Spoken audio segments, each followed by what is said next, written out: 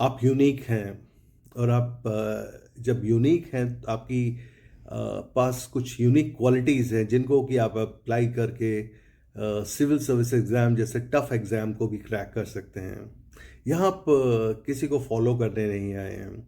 यहाँ आप अपने लिए कैरियर बनाने के लिए आए हैं। आपने एक सिविल सर्विसेज के क्षेत्र में अगर कैरियर बनाने का मन बनाया है तो ये आपकी अपनी चॉइस है और इसके लिए आपको रिक्वायर्ड जो इसकी कुछ रिक्वायरमेंट्स हैं इस एग्ज़ाम की उनको मीट आउट करना पड़ेगा।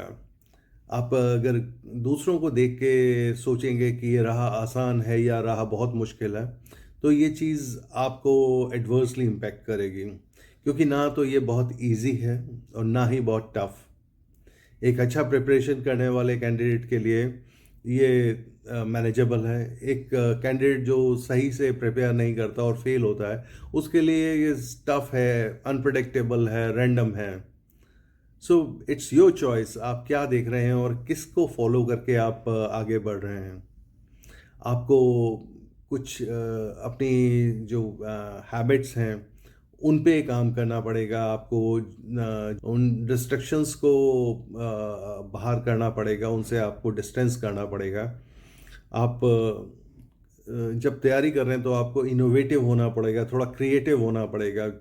यही वजह है कि जो लोग थोड़ा सा एक्स्ट्रा एफर्ट्स करते हैं, यूपीएससी के ट्रेंड को समझने की कोशिश करते हैं, उनके लिए प्रीलिम्स और मेंस में जो अनप्रडिक्टेबिलिटी का पार्ट है उसको हैंडल करना बहुत आसान रहता है। बिकॉज आप अगर समझ रहे हैं कि यूपीएससी पिछले सालों में कैसे क्रिएटिव रूप से काम करता है, किस तरह से क्वेश्चंस के अंदर क्रिएटिविटी शो करता है यूपीएससी, उन सब चीज़ों को अगर आप फॉलो करेंगे तो आपके लिए समझना बहुत आसान हो जाएगा और आप डेफिनेटली आप प्रिपेयर्ड होंगे, आप मेंटली प्रिपेयर्ड होंगे उन क्वेश्चंस को हैंडल करने के लिए। एंड जैसे ही आप उस तरह के क्वेश्चंस अपने प्रीलिम्स के पेपर में देखेंगे तो आपको स्वतः ही एक इंट्यूशन सा हो जाएगा कि ये कैसे उसको मैनेज करना है। और अगर दो चार क्वेश्चंस हैं तो आप definitely you can take a call कि इसको छोड़ना है या सॉल्व करना है। बट अगर ज़्यादा क्वेश्चंस हैं तो आप एक क्वेश्चन हल करते हैं, दो क्वेश्चन हल करते हैं तो उसको पैटर्न को डिकोड कर पाते हैं कि किस तरह से आंसर करना है, और that becomes very easy to handle rest of the questions. So be confident, practice would be your saviour in prelims. आप जितना अधिक प्रैक्टिस करेंगे, जितना आप डिफरेंट टाइप ऑफ क्वेश्चंस के ऊपर काम करेंगे और आप जब अपने क्वेश्चंस को सॉल्व करते हैं तो वो क्यों गलत हैं और जो बाकी ऑप्शंस हैं वो सही ऑप्शन से किस प्रकार गलत हैं, उन सब चीज़ों की बारीकियों पे काम करेंगे तो आपको बहुत आसानी होगी अपने ओरिजिनल आपका जो प्रीलिम्स एग्जामिनेशन होगा उसमें अटेम्प्ट करने में, क्वेश्चन पेपर को अटेम्प्ट करने में।